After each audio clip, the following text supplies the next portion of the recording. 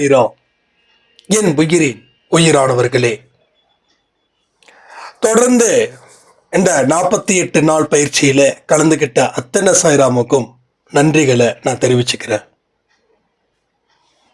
வாழ்க்கையில விருப்பங்கள் ரொம்ப முக்கியம். அந்த விருப்பத்தை பூர்த்தி செய்ய கடவுளுடைய ஆசீர்வாதம் நமக்கு ரொம்ப முக்கியம். வாழ்க்கையில எல்லாம் வெல்வதற்கு திறமைகள் இருந்தாலும் கடவுளுடைய பார்வையினாலே அது முழுமையடையுது. கடவுள் நம் மீது பார்க்கிறது போல நம்மளுடைய மனசு சுத்தமா இருக்குதா அப்படின்றத பத்தி தான் இந்த பதிவு. ஒரு சாய்ராம் சொன்னாங்க, எனக்கு திறமைகள் அதிகமா இருக்கு, ஆனாலும் எனக்கு போட்டியும் பொறாமையும் அதிகமா இருக்குது. நான் இதுல இருந்துதான் மீள முடியாம தவிக்கிறேன். வாழ்க்கையில எத்தனையோ நல்ல விஷயங்களையும் நான் உதாசீனப்படுத்தி என் வாழ்க்கையில நிறைய விஷயங்களை என்னுடைய கேரக்டர்ஸ் மூலமா நான் அதை குறைச்சிக்கிட்டேன். அதுல இருந்து விடுபடணும் அப்படின்னு விழிப்புணர்வு எனக்கு அன்பே சாய் பதிவு ஏற்படுத்தி இருக்குது அப்படின்னாங்க.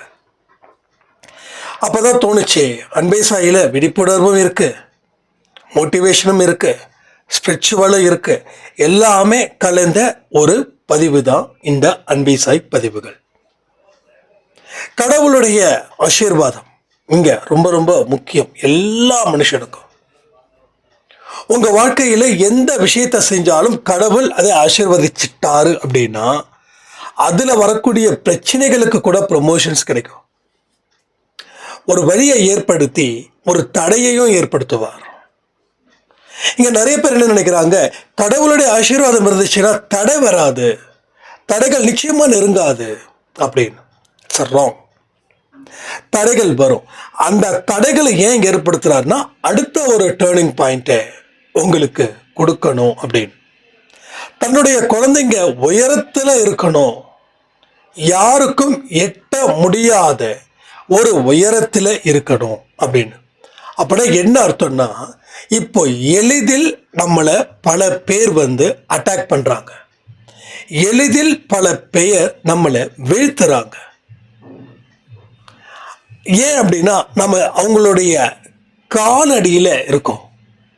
அதனால அவங்களுக்கு நம்மளை உதைக்கிறதுக்கும் நம்மளோட மனசை காயப்படுத்துவதற்கும் சாதகமா அமையுது. அப்ப கடவுள் என்ன நினைக்கிறாரு, இவங்க கிட்ட எல்லாம் நீ கிட்ட இருக்கிறதால தானே இவங்க உன்னை காலால உதைக்கிறாங்க, வார்த்தைகளால காயப்படுத்துறாங்க. ஆனா இவங்க பிடிக்க முடியாத ஒரு உயரத்துல நீ பறந்தேன்னா எப்படி இருக்கும்? அப்போ யாரும் உன்னை உடல் ரீதியாகவோ மன ரீதியாகவோ காயப்படுத்த முடியாது. ஏன்னா எட்டாத தூரத்துல நீங்க பறக்குறீங்க. அப்ப எட்டாத தூரத்துல பறக்கிறது தான் கடவுளுடைய லட்சியம். அப்ப என்ன பண்ணுவாரு, தடைகளை கொடுப்பாரு, தோல்விகளை கொடுப்பாரு, அவமானத்தை கொடுப்பாரு. சாயப்பாவை வணங்கினதுக்கு அப்புறம் இத்தனை பிரச்சனைகள் எனக்கு வருது அப்படின்னு சொன்னீங்கன்னா அந்த இடத்துல நிச்சயமா ஒரு விஷயம் இருக்குது. உங்களுக்கு நல்ல வாழ்க்கையை கொடுக்க அவர் செய்யக்கூடிய வழிகள் தான் அப்படி. ஸோ ஒன்றும் இல்லை, ஒரு ஒரு பெரிய ஆக்சிடென்ட் ஒருத்தனுக்கு ஆகுதுன்னு வச்சுக்கோங்களேன். ஆக்சிடென்ட் ஆன உடனே ஹாஸ்பிட்டலுக்கு கூட்டு போகிறாங்க. இப்போ என்ன ஆகுது, எந்த இடத்துல கிழிக்கணுமோ தோலில் ஸ்கின்னில் அங்கே கிழிக்கிறாங்க டாக்டர்ஸ். ஏன்னா அறுவை சிகிச்சைன்றது அதை ஸ்கின்னில் டேமேஜ் பண்ணாமல் எதுவுமே பண்ண முடியாது. அடிப்பட்டது என்னவோ கொஞ்சம் தான். ஆனால் அந்த அடிப்பட்டதை சரி பண்ணுறதுக்கு நிறைய இடத்துல தையல் போட வேண்டியது இருக்குது, பிரிக்க வேண்டியது இருக்குது, தோலை கிழிக்க வேண்டியது இருக்குது, உள்ள நிறைய ஆப்ரேஷன் செய்ய வேண்டியது இருக்குது. இல்லை இவ்வளவு பண்ணுறதுக்கு நான் இப்படியே இருந்திருப்பேன்னு சொல்லிட முடியாது. ஏன்னா அது உயிருக்கே உத்தரவாதம் இல்லாமல் போயிடும். அதே போலதான் இங்கே அறுவை சிகிச்சை ஒவ்வொரு சாய்ராமுக்கும் இங்கே நடக்குது. அறுவை சிகிச்சை நடந்துருச்சுன்னா ரொம்ப சந்தோஷம், ஏதோ ஒரு விஷயத்த கிளியர் ஆக போகுதுன்னு அர்த்தம், ஏதோ ஒரு மாற்றத்தை ஏற்படுத்த போறாருன்னு அர்த்தம். ஏதோ ஒரு விருப்பத்தை அவர் நிறைவேற்ற போறாருன்னு அர்த்தம். உங்க வாழ்க்கையில நடக்கக்கூடிய சில சம்பவங்கள் உங்க வாழ்க்கைக்கு சாதகமா மாத்த போறாருன்னு அர்த்தம். அது வெற்றி வந்தாலும் தோல்வியை வந்தாலும் ஏற்றுக்கணும்னு அர்த்தம். ஸோ இந்த வெற்றியை நோக்கியே நம்ம பயணங்கள் இருக்கக்கூடாது. அதுக்காக தோல்வியை விரும்பி ஏற்றுக்கவும் இல்லை. எது வந்தாலும் ஏற்றுக்கொள். உன்னை படைச்சவனுக்கு தெரியும், அவனுடைய ஒரு துளிதான் நீயும். நேற்று நைட்டு கூட அந்த பதிவில் சொல்லியிருந்தோம், நம்ம எல்லாரும் கடவுளுடைய ஒரு துளிகள் தான். அப்போ அந்த தன்மை நமக்கு இல்லாமல் இருக்குமா? நம்ம அப்பா அம்மாவோட கேரக்டர்ஸ் நமக்கு எப்படி இருக்குதோ அதே போல உலகத்தில் படைச்சவர் தான் தாயா தந்தையா இருக்கக்கூடிய கடவுள். அவருடைய தன்மைகள் இங்கே எல்லாருக்குமே இருக்கு. ஒருத்தவங்க அழுதாங்க அப்படின்னா அவங்களுக்கு என்ன ஏன் அப்படின்னு சொல்லி நம்மளால முடிஞ்ச அளவுக்கு உதவிகள் பண்றோம். கெட்டவன் கூட மனசு இறங்குறான்னா அதுக்கு ஒரே ஒரு ரீசன் தெரியுமா? கடவுளுடைய தன்மை அவனுக்கு கொஞ்சமாவது இருக்கிறதால. யாரா இருந்தாலும் சரி, உதவி அப்படின்னா நிச்சயமா அவங்க கரெக்டான மைண்டை இருந்தாங்கன்னா நிச்சயமா உதவிகள் செய்வாங்க, செய்யாம இருக்க மாட்டாங்க. இங்க எத்தனையோ பேரோட வாழ்க்கையில குழப்பங்கள் இருக்கு. ஆனா ஏதாவது ஒரு சோசியல் மீடியாவில் ஒரு சில விஷயங்கள் வருது, அது கஷ்டத்தை கொடுக்குது. நம்ம அதுல இருந்து ஒரு சொட்டு கண்ணீர் வடிக்கிறோம்ல, அதுதான் கடவுள் நம்ம கூட இருக்கிறதுக்கும் கடவுள் உள்ள அவரோட துளியில ஒரு அங்கமா நாம இருப்பதற்கும் அது சரிசமமாக்கப்படுகிறது. எதுவுமே நான் எவிடன்ஸ் இல்லாம பேச மாட்டேன். எங்கேயோ நடக்கிற ஒரு விஷயத்துக்கு நம்ம கண்ணில் தண்ணீர் வருதா இல்லையா? அப்போ நம்ம அதை பார்த்து என்ஜாய் பண்ணுறோமா, சிரிக்கிறோமா, கை தொட்டி? சரி எது தப்பு எதுன்றது நமக்கு பின்னாடி பார்த்துக்கலாம். ஆனால் ஏதோ ஒரு விஷயம் நம்மளை பாதிக்குது, பெரிய அளவில் பாதிக்குது. அந்த பாதிப்புக்கு காரணம் கடவுள். அப்போ அந்த வலி நமக்கு அதிகரிக்குது. நம்ம வலியை விட மற்றவங்களுடைய வலி நமக்கு அதிகரிக்குது. அப்போ கடவுளுடைய தன்மை உனக்குள்ள இருக்கு, அதை வச்சிருக்காரு. அதை நீ உணர்ந்துக்கணும். அப்போ எப்போ உணரணும் அப்படின்னா, என்னோட வாழ்க்கையில எந்தெந்த இடத்துல கஷ்டங்களும் நஷ்டங்களும் அவமானங்களும் தோல்விகளும் எனக்கு அதிகரிக்குதோ அந்த இடத்துல எல்லாம் நான் கடவுள் எனக்குள்ள இருக்கிறாரு, கடவுள்ல ஒரு பகுதி தான் நானும் அப்படின்னு நீங்க நினைக்க ஆரம்பிச்சிட்டீங்கன்னா பிரச்சனைகளை நீங்க பெருசா பயப்பட மாட்டீங்க, அதை பார்த்து ஓடவும் மாட்டீங்க. அதற்கு உண்டான தீர்வுகள் என்னென்ன இருக்குதோ அத்தனையும் நீங்க செய்வீங்க. இது எல்லாமே உங்க வாழ்க்கையில நிச்சயமாக நடக்கும். ஸோ நடக்காது அப்படின்றது எதுவுமே இருக்காதுன்ற சாத்தியம் எப்போ படும் அப்படின்னா, கடவுளில் ஒரு துளிப்பா நானுன்னு சொல்லி என்னைக்கு நீங்க 100% நினைச்சு வாழ்றீங்களோ அன்னைக்கு அது உங்களுக்கு நடக்கும். அப்போ புறத்துல இருக்கிறத தேடாம அகத்துல இருப்பதை தேடுவீங்க. உள்ளுக்குள்ள என்ன தேவைகளோ அதை தேடுவீங்க. வெளியில இருக்கக்கூடிய மனிதர்கள் சந்தோஷம் வெளியில கிடைக்குதுன்னு நினைக்கிறாங்க, இல்லை. ஒவ்வொருத்தவங்களுக்கும் அந்த சக்சஸ் மாறிக்கிட்டே இருக்குது. ஒவ்வொரு மனுஷனுக்கும் சக்சஸோட பாயிண்ட் சேஞ்ச் ஆகிக்கிட்டே இருக்குது. ஸோ இதெல்லாம் நம்ம கவனத்தில் வச்சுக்கும் போது தான் கடவுள் நம்ம கூட இருக்கிறாருன்னு சொல்லி நம்ம இன்னும் தீவிரமாக போராடுவோம். இப்போ நிறைய பேர் போராடுறாங்க, ஆனால் வெற்றி கிடைக்குதா? இல்லை. ஆனால் நம்மளுடைய ஒவ்வொரு போராட்டமும் கரெக்டாக நுணுக்கமானதாக இருக்கும். அது பேர் சொல்லக்கூடிய ஒரு வெற்றியா கூட ஒவ்வொரு போராட்ட களமும் இங்க மாறும். ஸோ பல சக்திகளை, பல அற்புத சக்திகளையும் நம்மால படைக்க முடியும். இது எல்லாமே உங்க வாழ்க்கையில தொடர்ந்து நடந்துகிட்டே இருக்கும். இல்ல மாற்று கருத்துக்கு இடமே இல்லை. ஆனா இதெல்லாம் பயிற்சிகள் தான். உங்களோட மனப்பக்குவம் தான் உங்க வாழ்க்கையோட உயரத்தை அதிகரிக்குது.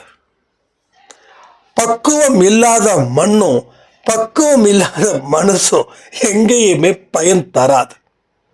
ஒரு செடியை நட்டு வைக்கிறதுக்கு கூட அந்த மண்ணு எப்படிப்பட்ட மண்ணா, உயிரோட இருக்குதா மண்ணா அப்படின்னு பார்க்கணும்.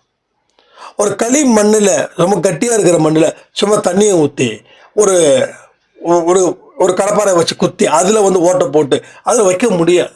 அப்போ அந்த மண்ணை சரி பண்ணணும். மண்ணை சரி பண்ணி அந்த மண்ணை கொஞ்சம் காய விட்டு அதற்கு அப்புறமா நம்ம இந்த செடியை வைக்கணும். ஸோ அப்போதான் அது எல்லாமே நடக்கும். இல்லைன்னா என்ன ஆகும்? வேஸ்ட். அப்போ மண்ணுக்கே எவ்வளோ தேவைன்னா மனசுக்கு எவ்வளோ தேவை. அப்போ மனசில் பக்குவம், சில பேருக்கு பக்குவம் என்ன நடக்குதுன்னா வாழ்க்கையில் உயரத்தை கொடுக்குது. பக்குவம் இல்லாத மனது தோல்வியை தழுவிக்கொண்டே இருக்கிறது. அப்போ இங்கே எல்லாருமே பக்குவம் இல்லாத மனதுக்காரர்களானா எஸ், பக்குவம் இல்லாத மனதுக்காரர்களாக இருக்கிறார்கள். அதனால எந்த விதமான தோல்விகளையும் அவர்களால் ஏற்றுக்கொள்ள முடியவில்லை. தோல்வியை ஏற்றுக்காம இருக்கிறவர்களுக்கு ஒரே விஷயம்தான், உங்க மனசு இன்னும் பக்குவம் அடையவில்லை.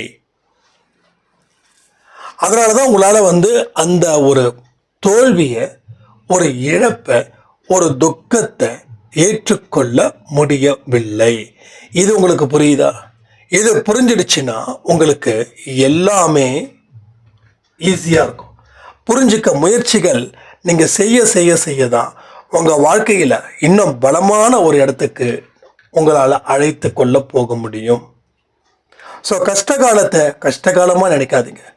கஷ்டகாலம் உங்களுக்கு கடவுளுடைய பிரார்த்தனை செய்யும் போதோ இல்லை கடவுள்கிட்ட நெருங்கும் போதோ உங்களுக்கு வருதுன்னா கடவுள் ஏதோ ஒரு விஷயத்தை உங்களுக்காக செய்து வைத்திருக்கிறாரு, உங்களுக்காக அதை கொடுக்க போறாருன்னு அர்த்தம். அதை தான் நான் இங்கே பாயிண்ட் பண்ணுறேன்.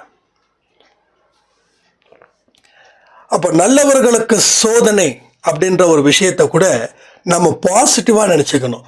நல்லவர்களுக்கு சோதனை அப்படின்றது வந்து வாழ்க்கையை அழிப்பதற்காக இல்லை, சோதனையை தாண்டினா சாதனை. அப்போ வாழ்க்கையில் எல்லாருக்கும் வந்து தான் சேரும். ஒரு ரிலையன்ஸ் அம்பானிக்கும் பிரச்சனை இருக்க தான் செய்யும். கூலி வேலை செய்யக்கூடிய அந்த ஏழைக்கும் பிரச்சனை இருக்க தான் செய்யும். யாரு எந்த மாதிரி பிரச்சனைகளை அணுகிறார்கள்ன்றதை பொறுத்து. அப்போ மனம் பக்குவப்பட்டா மட்டும்தான் எந்த ஒரு பிரச்சனையையும் நீங்க தரமா அணுக முடியும். தரமா மீன்ஸ் வந்து என்ன சொல்றேன்னா, உங்க வாழ்க்கையில தேவையான அறிவை பெற்று, இல்லைன்னா எமோஷனல்ன்றது டோட்டலி ஒரு ஃபுலிஷ், ஒரு முட்டாள்தனமானது. உங்க எமோஷனலால நீங்க வீழ்த்தப்படுவீர்கள். உங்க எமோஷனலால உங்களால ஒரு சின்ன கோட்டையை கூட கட்ட முடியாது. ஒரு சின்ன மண்ணாலான வீடை கூட கட்ட முடியாது. உங்க மனசு எதை நோக்கி செல்கிறதோ அதை நோக்கி உங்க வாழ்க்கை இருக்குது. நேற்று பதிவில் சொன்னு நினைக்கிறேன். நேற்று எத்தனை பேர் அந்த பதிவை கேட்டீங்கன்னு தெரியல. ஸோ மனசு எந்த வழியில கொண்டு போகுதுன்னா ஒரு ஆபத்து மிகுதியான ஒரு பகுதியில் அது உங்களை கொண்டு போகுது. அந்த ஆபத்து மிகுதியான இடத்துல நம்ம பயணம் செய்யும் போது என்ன ஆகும்? வாழ்க்கை என்ன ஆகும்? அதுதான் இங்கே நடக்குது. அப்போ அந்த எமோஷனல்ஸ் தூக்கி எறிஞ்சிருங்க. அப்போ என்ன பயன்படுத்தணும்? அறிவை பயன்படுத்தணும். பிரச்சனைகளை பார்த்து பயப்படுறது கூட ஒரு எமோஷனல். ஏன் முடியாதுன்னு நம்புறீங்க? முடியும்னு நம்புங்க. நான் சொல்கிறேன், தலை போகிற பிரச்சனை எதுவுமே கிடையாது. நம்ம நினைக்கிறோம் தலை போகிற பிரச்சனை, அந்த பிரச்சனை, எனக்கு தான் நிறைய ப்ராப்ளத்தை ஏன் ஹீரோவாக்குறீங்க? ஹீரோவாக்குனீங்கன்னா நீங்கள் அடிமையை ஆகுறீங்கன்னு அர்த்தம். நீங்கள் தான் ஹீரோவாக இருக்கணும். நீங்கள் ஹீரோவாக இருக்கணும். நான் ஹீரோ, அதனால என் பிரச்சனை ஒன்றும் பண்ணலை. இப்போ நான் என்னோட ப்ராப்ளத்தை ஹீரோவாக ஆக்குனேன்னா நான் ஜீரோவாக இருந்தால் இங்கே எதையுமே என்னால் செய்ய முடியாது. இந்த 20 நிமிஷம் கொடுக்குறேன், 30 நிமிஷம் கொடுக்குறேன், பண்ண முடியாது. அப்போ எனக்கு பிரச்சனை இல்லையா? இருக்கலாம். அப்போ இருக்கும். நான் யோசிச்சு பார்த்தா இருக்கும், ஏதாவது இருக்கும். அப்போ நான் வந்து அதை சரியான முறையில் கொண்டாடலை, அதனால அது என்னை ஆதிக்கம் பண்ணலை. இப்போ நான் யாரை கொண்டாடுறனோ அவங்க என்னை ஆதிக்கம் பண்ணுவாங்களோ பண்ண மாட்டாங்க. இப்போ நீங்கள் இருக்கீங்க உங்கள் வீட்டில், ஒரு லவ்வபிள் பர்சன், உங்கள் ஹஸ்பண்டாக இருக்கலாம், உங்கள் ஒய்ஃபாக இருக்கலாம், இல்லை உங்கள் ஃப்ரெண்டாக இருக்கலாம். நீங்கள் கொண்டாடுறீங்க, பயங்கரமாக செலிப்ரேட் பண்ணுறீங்க. அப்போ அவங்க என்ன பண்ணுவாங்க? ஒரு சில ஸ்டேஜில் உங்களை அடிமைப்படுத்துவாங்க. எப்படி தெரியுமா? அடிமைன்னா ஸ்ட்ரெயிட்டாக அடிமைப்படுத்த மாட்டாங்க. உங்களுடைய விருப்பங்கள் ஏதாவது சொன்னால் அது மட்டமானதுன்னு நினைப்பாங்க. இல்லை உங்கள் விருப்பங்கள் ஏதாவது சொன்னால் அதை கண்டுக்க மாட்டாங்க. சில பேர் வந்து ஓப்பனாக சொல்லக்கூடிய மனுஷங்க இருக்காங்க, சில பேர் ஓப்பனாக சொல்ல மாட்டாங்க. உங்கள் விருப்பத்துக்கு இன்னும் ஓப்பனாக சொல்லணும்னா மரியாதை கொடுக்க மாட்டாங்க. ஸோ ரெஸ்பெக்ட் பண்ண மாட்டாங்க. இதுதான் நடக்கும். அப்போ அதை ரெஸ்பெக்ட் பண்ணாமல் இருந்தாங்கன்னாவே உங்கள் விருப்பத்துக்கு அவங்க செவி கொடுக்கல அப்படின்னு அர்த்தம். அப்போ உங்களை இன்னும் சொல்லணும்னா உதாசீனப்படுத்துகிறாங்கன்னு அர்த்தம். இப்போ நம்ம விருப்பம் தப்பாக கூட இருக்கலாம், ஆனால் சொல்லி புரிய வைக்கிறது தானே. இப்போ நம்ம ஆஃபீஸில் யாராக இருக்கட்டும், டீலராக இருக்கட்டும், கஸ்டமராக இருக்கட்டும், அப்போது நம்ம சொல்லக்கூடிய விஷயத்த வந்து அவங்க சரியாக ஏற்றுக்கலாம், ஏற்றுக்கிற மாதிரி சொல்லணும், அவங்க அக்செப்ட் பண்ணணும். இப்போ நம்ம சொல்கிறத வந்து சில பேர் வருவாங்க, நம்ம சொல்லுவோம் சார் மாதிரி இந்த மாதிரி பிரச்சனை இருக்குது, இதை சரி பண்ணுறதுக்கு ஒரு 3000 ஆகணும். அப்படிங்களா சார்? வேண்டாம் சார், இல்லை சார் வேணும். அப்போ என்ன அர்த்தம் அப்படின்னா, நான் சொல்கிறதில்ல அவங்க ஏற்றுக்கணும்னு அர்த்தம். நான் அவங்களை சீட் பண்ணுறேன்னு அர்த்தம். சீட் பண்ணுறதா அவங்க நினைக்கிறாங்கன்னு அர்த்தம். நம்ம சீட் பண்ணுறது இல்லை. சீட் பண்ணி அந்த மாதிரி பழப்பு நம்ம நடத்தக்கூடாது. ஏன்னா நம்ம இருக்கிற இடம் அவர் இருக்கிற இடம், அன்பிசாய். அப்போ நம்ம ஏமாத்துறோம் அப்படின்னா நமக்கு பிரச்சனைகளை நம்ம சால்வ் பண்ண முடியாத அளவில் சிலது வரும். அப்போது அவர்கிட்ட புரிய வைக்கணும், சார் இது மாதிரி இப்படி இருக்கு, இந்த மாதிரி பிரச்சனை இருக்கு, இதை நான் சரி பண்ண அவரை ஏற்றுக்க வைக்கணும். அப்போது அவருக்கு அதை பற்றி தெரிஞ்சாதான் ஏற்றுக்க முடியும், தெரிஞ்சாதான் ஏற்றுக்க முடியும். அப்போ புரிய வைக்க முயற்சிகள் செய்யணும். அப்போ என்னோட விருப்பம் சார் ரெடி பண்ணணும். அப்போ அவர் வந்து என்னன்னா அது என்னை மதிக்காமல் இருப்பார். அப்போ நம்ம என்ன பண்ணுவோம், நம்ம முடிஞ்ச அளவுக்கு புரிய வைக்கிறோம். அதையும் புரிஞ்சுக்கலன்னா தேவையில்லை. அது மாதிரி அப்போ நமக்கு விருப்பத்தை யார் மதிக்கிறாங்கன்னு பார்க்கணும். நீங்கள் கொண்டாடுறவங்க உங்கள் விருப்பத்தை மதிக்கவே மாட்டாங்க. நீங்கள் வேணால் செக் பண்ணி பாருங்க. அப்போ உங்கள் பிரச்சனைகளை நீங்கள் ஹீரோவாக ஆக்காதீங்க, யாரையும் கொண்டாடாதீங்க. என்ன சொல்லணும், கொண்டாடவே வேண்டாம். பாராட்டுங்க, மனப்பூர்வமாக பாராட்டுங்க, நல்ல விஷயங்களை பாராட்டுங்க. ஆனால் அந்த பாராட்டுகள் அவங்க கிட்டேருந்து வரும்னு சொல்லி எதிர்பார்க்காதீங்க. எதிர்பார்த்துட்டோம் அப்படின்னா நம்ம ஸ்ட்ரெஸ் ஆகிடுவோம், எமோஷ்னலாக போயிடுவோம். ஸோ எமோஷ்னல் எவ்வளவு பெரிய மோசமான விளைவுகளை கொடுத்துருக்குதுன்னா, இன்னைக்கு நீங்கள் வாழ்க்கையில் ஏமாந்துருக்கீங்களே, இது எல்லாமே பேஸ்ட் ஆன் எமோஷ்னல்ஸ். ஸோ 20 வயசு வரைக்கும் வராத எமோஷ்னல்ஸ், அதனால ஜெயிச்சிங்க. துள்ளி தெரிஞ்ச காலர் சொல்லுவாங்க இல்லையா, துள்ளி தெரிந்தோம் மான் போல விளையாடணும், அவ்வளவு சந்தோஷமாக என்ஜாய் பண்ணோம். ஒவ்வொரு கட்டத்தையும் நாம் என்ஜாய் பண்ணோம். பட் இப்போ அப்படி இருக்கா? இல்லை. அப்போ 20க்கு மேலே ஸ்ட்ரெஸ், வேலை கிடைக்கணும், வேலை கிடைக்காம போயிடுச்சுன்னா நான் என்ன ஆவேன்? ஸோ எமோஷன் ஸ்டார்ட் ஆகுது. லைஃப் பார்ட்னர், நான் எதிர்பார்த்த மாதிரி இவர் இருக்காரா? ஒருவேளை நான் எதிர்பார்த்த மாதிரி இவர் இல்லைன்னா என்ன ஆகும்? எமோஷ்னல். ஸோ எக்ஸ்பெக்டேஷன் வரும்போது அது ஃபெயிலியர் ஆச்சுன்னா எமோஷ்னல் வந்துடுது. ஸோ ஃபெயிலியர் நல்லதுன்னு சொல்கிறேன்.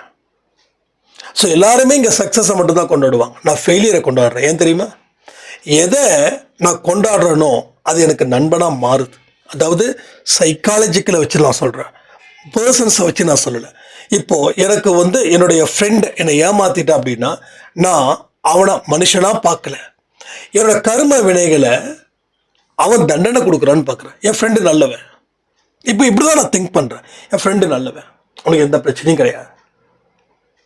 அப்போது அவன் என்னை ஏமாத்திருக்கா அப்படின்னா எஸ், நடக்க வேண்டியது இவன் மூலமாக நடந்திருக்குது. அப்போ இவன் மூலமாக நடக்கலைன்னா இன்னொருத்தன் மூலமாக நடக்கும். அப்போ யார் மூலமாவது ஒரு விஷயம் நடக்கணும்னு சொல்லி கடவுள் இருக்கிறாருன்னா அதற்கு தகுந்த மாதிரி இவனை அனுப்பியிருக்காரு. அப்போ எல்லா விஷயத்துக்கும் காரண காரியம் நிச்சயமாக இருக்குது. இப்போ உங்களுடைய லைஃப்லேயும் உங்கள் கணவர் உங்களை அடிமையாக்குறாருன்னா நீங்கள் எமோஷனல் ஆகாதீங்க. எஸ், உங்களுடைய பிரச்சனைகள் அப்படி இருக்குது, அதை சால்வ் பண்ணுறதுக்கா. அப்போ ப்ராப்ளத்தை அவர் சால்வ் பண்ணல, கர்மாக்கள் மூலமாக வரக்கூடிய ஒரு வழியை அவர் தீர்க்கிறார். சில பேருக்கெல்லாம் வந்து பார்த்தீங்கன்னா நிறைய அடிபட்டு வராங்க. ஏன் அடிபட்டு வந்து வாழ்க்கையில் வின் பண்ணுறாங்க? ஏன் தெரியுமா?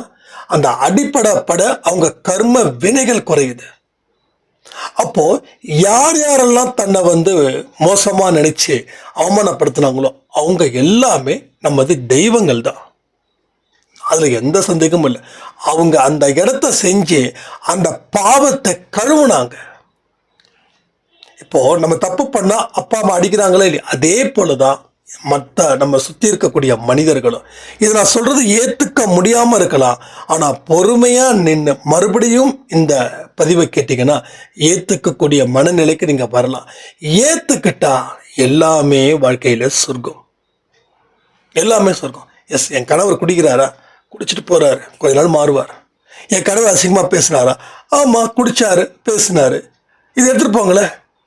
என் கணவர் அசிங்கமா பேசிட்டாருன்னு சொல்லி நமக்குள்ள மனசுக்குள்ள வச்சுக்கிட்டு யாராவது ஒருத்தவங்க அப்படி லைட்டா தட்டிட்டாங்கன்னா எல்லாத்தையும் வளரி நம்ம மறுபடியும் பலகீனமாகிறதுக்கு, ஆமா குடிச்சாரு, குடிக்கிறான்னு அன்பா தானே இருக்காரு, அந்த தாட்டுக்கு நீங்க போயிட்டீங்கன்னா உங்களுடைய வைப்ரேஷன் அவருக்கு பாஸ் ஆகி அவர் என்னைக்காவது ஒரு நாள் உங்களை கவனிப்பார். ஆனா அவர் கவனிக்கிறது உங்களுக்கு தெரியாது, உங்களை கவனிச்சுக்கிட்டே இருப்பார். இப்போ கடவுள் ஒரு பெரிய அடியையோ பெரிய வலியையோ உங்க கணவருக்கு கொடுப்பார். அப்போ கொடுக்கும்போது நீங்க எந்த அளவுல அவரை கேர் எடுப்பீங்கன்றதை பொறுத்து அவர் மாறுவார். அப்போ இன்னைக்கு வரைக்கும் நீங்க வெறுப்புல இருக்கீங்க. இப்போ உங்க கணவருக்கு கடவுள் வலியை கொடுக்குறாருன்னா நீங்க உண்மையிலே அதுக்கு கஷ்டம்தான், ஆனா அந்த வலியை நினைச்சு உள்ளுக்குள்ள ஒரு சந்தோஷம் இருக்கும்.